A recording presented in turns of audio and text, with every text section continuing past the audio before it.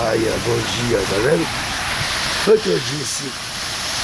É isso, tudo é fezes, ó. Tá vendo? Tá vendo? E lá em cima, o trabalho foi mais feito pela Embasa, certo? E isso já entrou na casa de pessoas. Olha a fezes ali rolando, tá vendo? Olha ali a fezes, ó. Isso faz vergonha. 20 anos. 20 anos que consertaram essa escada. 20 a 25 anos. Vergonhoso. Rua Ismael Ribeiro,